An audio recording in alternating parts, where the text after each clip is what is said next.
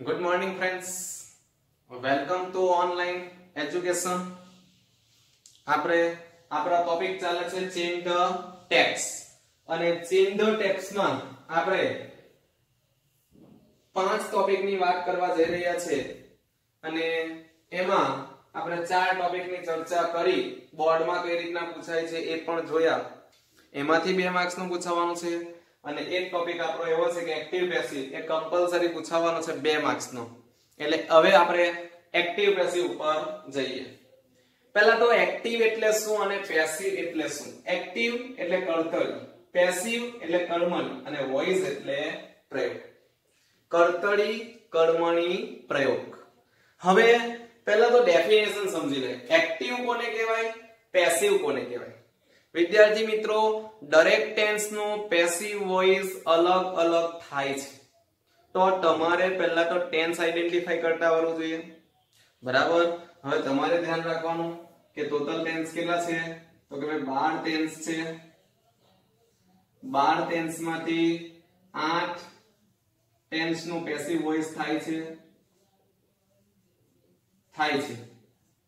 એનો મતલબ એવો કે 4 ટેન્સ નું પેસિવ વોઇસ થતું નથી. Is it clear? પહેલા તો આટલું ધ્યાન રાખો. કેટલા ટેન્સ નું થાય છે, તો કે ભાઈ 8 જ ટેન્સ નું. તો 8 ટેન્સ એ 8 ટેન્સ કયા છે, વિચાર એ. બરાબર. કયા કયા 8 ટેન્સ છે, તો તમારે યાદ રાખવાનું 3 સિમ્પલ. જો મારી ભાષામાં સમજાવું છું એકદમ ઈઝી રીતેમાં. 3 સિમ્પલ. સિમ્પલ એટલે સિમ્પલ પ્રેઝન્ટ આવી ગયું, સિમ્પલ પાસ્ટ આવી ગયું અને simple future. Simple present, simple past અને સિમ્પલ ફ્યુચર. એટલે સિમ્પલ ટેન્સ 3. 2 કન્ટિન્યુઅસ. કન્ટિન્યુઅસ માં પ્રેઝન્ટ કન્ટિન્યુઅસ અને પાસ્ટ કન્ટિન્યુઅસ. કારણ કે ફ્યુચર કન્ટિન્યુઅસ નો પેસિવ વોઇસ થતું નથી. સાનું નથી થતું? Future continuous. એટલે કન્ટિન્યુઅસ 2 છે અને 3 perfect. Present perfect, past perfect અને ફ્યુચર પરફેક્ટ. એટલે ટોટલ 8. ઓકે. તો 8 ટેન્સ નું પેસિવ વોઇસ થાય છે. ધ્યાનમાં રાખજો. કયા કયા 8 ટેન્સ? તો 3 સિમ્પલ, 2 કન્ટિન્યુઅસ અને 3 પરફેક્ટ.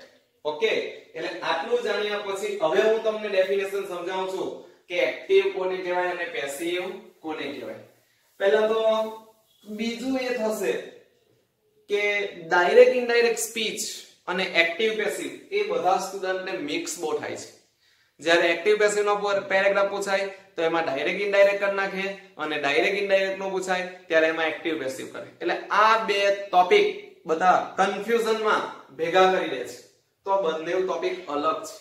ડાયરેક્ટ ઇનડાયરેક્ટ સ્પીચ આખો ટોપિક અલગ છે, એક્ટિવ પેસિવ આખો અલગ છે. એ ખાસ ધ્યાન રાખજો. ઓકે. ચાલો હવે આપણે જોઈએ એક્ટિવ કોને કહેવાય અને પેસિવ કોને કહેવાય. પહેલા તો હું તમને સમજાવું કે જે વાક્યમાં વાક્યનો કર્તા અને ક્રિયાનો કરનાર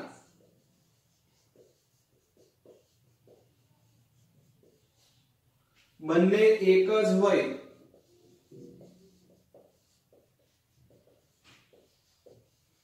તેવી વાક્ય રચનાને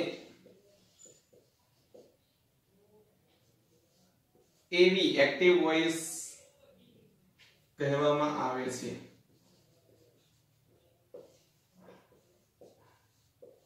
જો જે વાક્યમાં વાક્યનો કર્તા, what is active, what is passive એવી ડેફિનેશન કોઈ પૂછવાનું નથી, પરંતુ આપણને ખ્યાલ હોવો જોઈએ. અને જો આ સમજ હશે, અન્ડરસ્ટેન્ડિંગ હશે તો જ તમે એની એક્સરસાઇઝ કરી શકો, નહીં તો કરી શકો નહીં. એટલે જે વાક્યમાં વાક્યનો કર્તા અને ક્રિયાનો કરનાર બરાબર બંને એક જ હોય. ધારો કે એક એક્ઝામ્પલ હતું કે Dev eats an apple daily. ચાલો હવે તમારે એવું યાદ રાખવાનું કે એક્ટિવ પેસિવ વોઇસ માં પહેલા તો સબ્જેક્ટ, વર્બ અને ઓબ્જેક્ટ ઓળખવાનું. તમારે એક ધ્યાન રાખવું પડશે કે ઇંગ્લિશની સેન્ટેન્સ પેટર્ન છે S V O O W છે. આસાની છે. इंग्लिश लैंग्वेज कोई पण वाक्य होय પહેલા શું આવે? સબ્જેક્ટ આવે, પછી વર્બ આવે, પછી ઓબ્જેક્ટ આવે અને પછી OW અધર વર્ડ આવશે.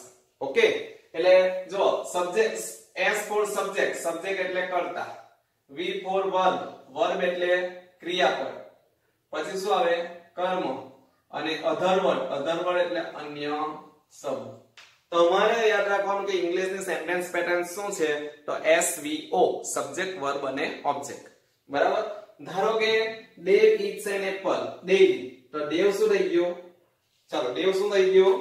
Subject. eats verb, an apple object અને daily other word. ઓકે, એટલે પહેલી પ્રોસેસ તમારે કરવાની છે જ્યારે પણ કોઈ પણ સેન્ટેન્સ નો પેસિવ વોઇસ કરવાનું થાય. બરાબર? તો પહેલા તો તમારે સેન્ટેન્સ માં વાંચવાનું અને સેન્ટેન્સ વાંચ્યા પછી શું આઈડેન્ટિફાઈ કરવાનું? તો કે ભાઈ સબ્જેક્ટ, વર્બ, ઓબ્જેક્ટ અને અધર વર્ડ. ઓકે, હવે જો આનું ગુજરાતી કરે તો શું થાય કે દેવ સફરજન ખાય છે. હવે દેવ સબ્જેક્ટ આવ્યું અને પછી શું આવી ગયું? ઓબ્જેક્ટ. એટલે that is the difference between Gujarati grammar અને ઇંગ્લિશ ગ્રામર. ગુજરાતી ગ્રામરમાં શું છે કે વર્બ જે હોય, ક્રિયા જે હોય, ક્યાં બતાવીએ? લાસ્ટમાં. હું દોરું છું, ખાઉં છું, ગાઉં છું, એ બધું ક્યાં જાય? છેલ્લે. જ્યારે ઇંગ્લિશમાં ઊંધું છે, સબ્જેક્ટ પછી તરત શું બતાવાય? ક્રિયા. બરાબર?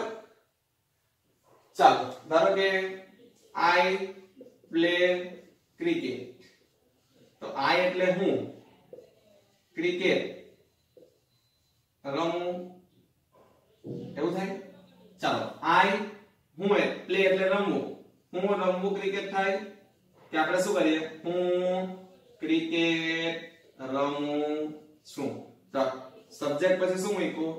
ઓબ્જેક્ટ ગુજરાતીમાં. જ્યારે ઇંગ્લિશમાં શું મૂક્યું? વર્બ. એટલે આ ડિફરન્સ છે ઇંગ્લિશ ગ્રામર અને ગુજરાતી ગ્રામર.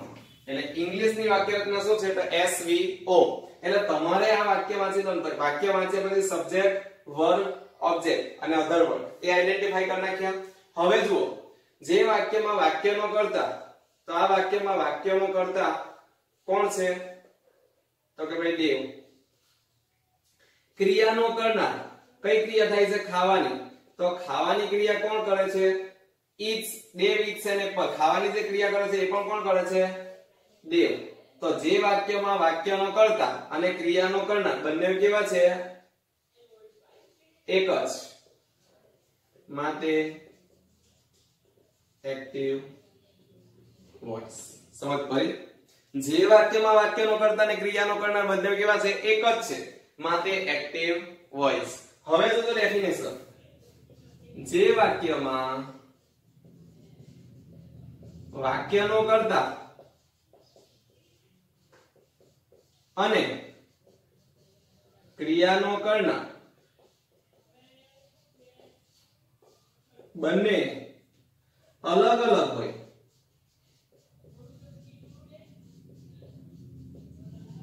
તો તેવી વાક્ય રચનાને પીવી, પેસિવ વોઇસ કહેવામાં આવે છે. ઓકે, હવે આનું એક્ઝામ્પલ હું સમજાવું. હવે આનું એક્ઝામ્પલ પેસિવ વોઇસ કરવાનું છે, તો આ એક્ટિવ નું છે, તો એને જ આપણે પેસિવ કરીએ. તો પેસિવ વોઇસ માં શું કરવાનું? પહેલા તો પેસિવ વોઇસ એટલે છે શું? તો કે ભાઈ કર્તરી. કર્તરી એટલે ઇમ્પોર્ટન્ટ કોનું છે? કર્તાનું. એને શામાં ફેરવવાનું? પેસિવમાં. પેસિવમાં એટલે શું કીધું? કર્મણી. ઇમ્પોર્ટન્ટ કોનું કરવાનું છે? કર્મનું. એટલે એક્ટિવ માંથી પેસિવમાં ફેરવવાનું. તમારે એટલું જ યાદ રાખવાનું કે સબ્જેક્ટ ને ઉંચકીને ઓબ્જેક્ટ ના સ્થાને મૂકવાનો અને ઓબ્જેક્ટ ને ઉંચકીને ક્યાં મૂકવાનો? સબ્જેક્ટ ના સ્થાને. સમજ પડે છે? આપણી વાક્ય રચના શું છે? SVOOW. તો તમે સબ્જેક્ટ ઓળખી લીધું, વર્બ ઓળખી લીધું, ઓબ્જેક્ટ ઓળખી લીધા પછી સબ્જેક્ટ ને ઉંચકીને ક્યાં મૂકવાનો? ઓબ્જેક્ટ ના સ્થાને. ઓબ્જેક્ટ ને ઉંચકીને ક્યાં મૂકવાનો? સબ્જેક્ટ ના સ્થાને. અહીંયા જે ક્રિયાપદ છે એ પોતાનું સ્થાન બદલતું નથી. યાદ રાખજો, ક્રિયાપદ પોતાનું સ્થાન બદલતું નથી. આ જે કર્તા છે એ પાછળ જાય તો કર્મ બની જાય. એનો મતલબ એવો કે અહીંયા જો આઈ હોય તો પાછળ જાય તો એની કર્મ વિભક્તિ શું થઈ જાય મી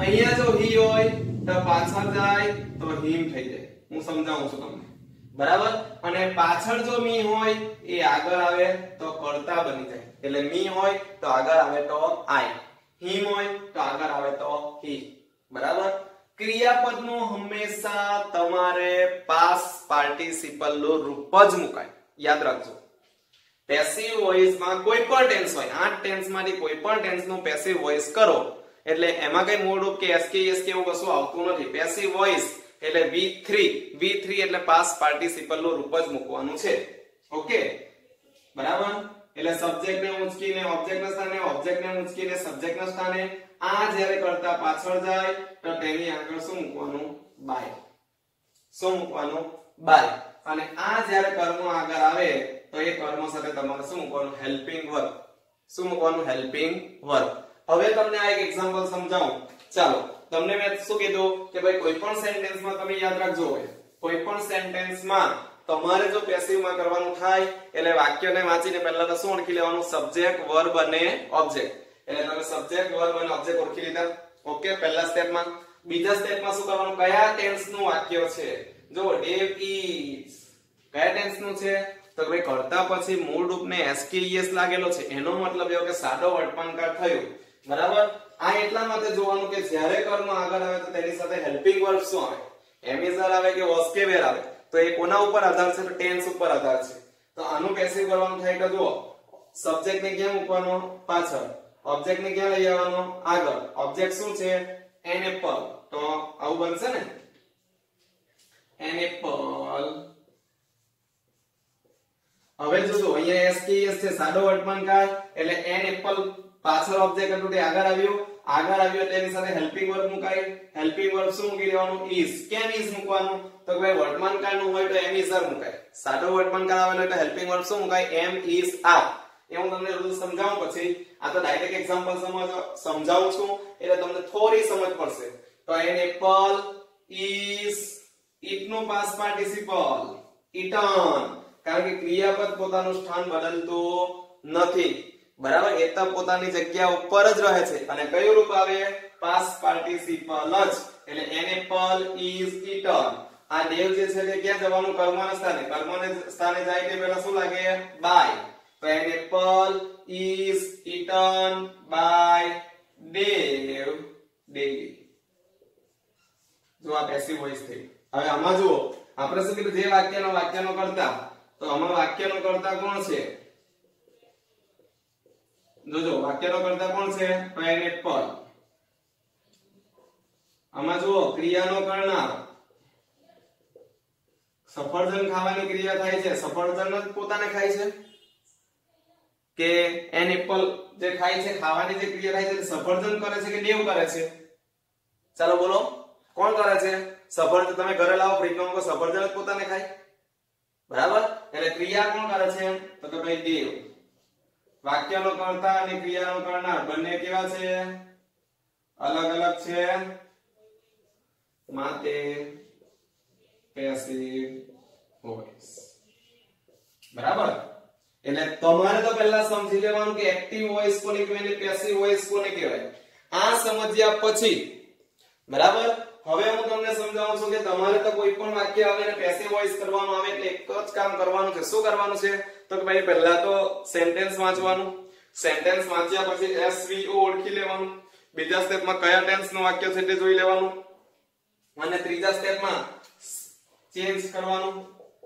પ્લેસ ચેન્જ કરવાનો સબ્જેક્ટ ને ઓબ્જેક્ટ ના સ્થાને ઓબ્જેક્ટ ને સબ્જેક્ટ ના સ્થાને સબ્જેક્ટ જ્યારે ઓબ્જેક્ટ ના સ્થાને જાય ત્યારે એની કર્મ વિભક્તિ થઈ જાય અને ઓબ્જેક્ટ જ્યારે સબ્જેક્ટ ના સ્થાને આવે ત્યારે એની કર્તા વિભક્તિ થઈ જાય આ જ્યારે પાછળ જાય તેની આગળ શું મૂકવાનું નહીં ભૂલવાનું બાય અને ક્રિયાપદ નું હંમેશા કયું રૂપ આવે કોઈ પણ ટેન્સ હોય તો પાસ્ટ પાર્ટિસિપલ એટલે હું અહીંયા નોટ કરું છું જુઓ નંબર 1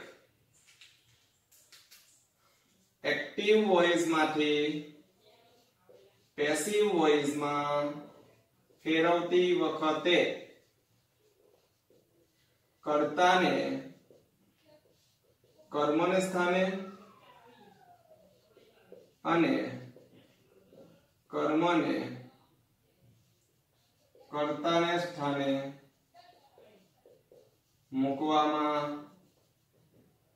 આવે છે।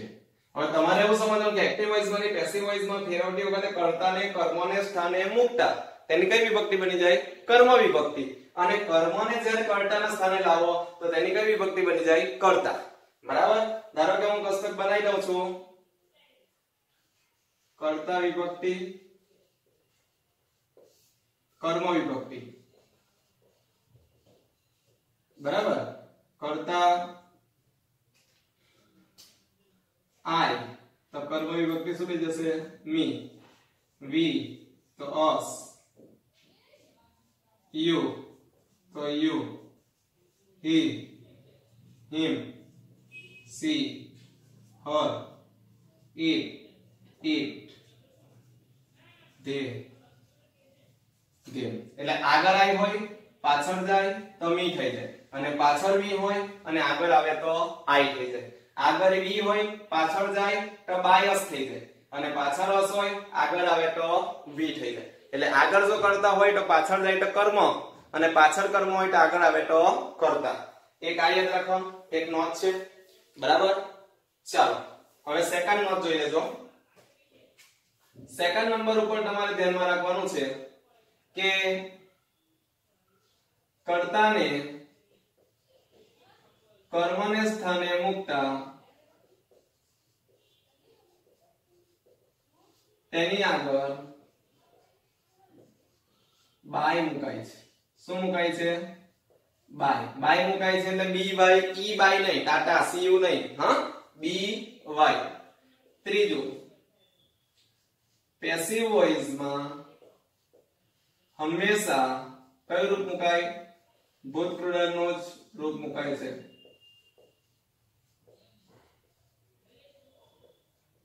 અને ચોથું, ચાર ટેન્સ નું પેસિવ વોઇસ થતું નથી। ઓકે, હવે આપણે ક્રમમાં જોઈશું કે ભાઈ સિમ્પલ પ્રેઝન્ટ નું કઈ રીતે થાય। એટલે સિમ્પલ ટેન્સ જોઈશું, એટલે simple present, simple past, simple future આવી જશે। કન્ટિન્યુઅસ ટેન્સ જોઈશું અને પરફેક્ટ ટેન્સ જોઈશું। આ રીતે ટેન્સ વાઇઝ જોઈશું। ઓકે, એટલે તમારે તો એક્ટિવ કોને કહેવાય, પેસિવ કોને કહેવાય, આ વિડિયો એટલા માટે જ બનાવેલો છે કે તમને સમજ પડે કે એક્ટિવ કોને કહેવાય અને પેસિવ કોને કહેવાય। આ તમારે હેડિંગ મારવાનું છે, આ એક ડેફિનેશન લખી એક્ઝામ્પલ લખવાનું, આ બીજી ડેફિનેશન લખી, આ એક્ઝામ્પલ લખવાનું, પછી નોટ લખી દેવાની છે 1 2 3 અને 4। આટલું તમારે નોટમાં નોંધ કર્યા પછી આપણે મેઇન એક્સરસાઇઝ ઉપર જઈશું કે જેથી કરીને તમને પહેલા સેન્ટેન્સ શીખવા પડશે, અને સેન્ટેન્સ આવડશે તો તમને પેરેગ્રાફ આવડશે। Okay, thank you very much.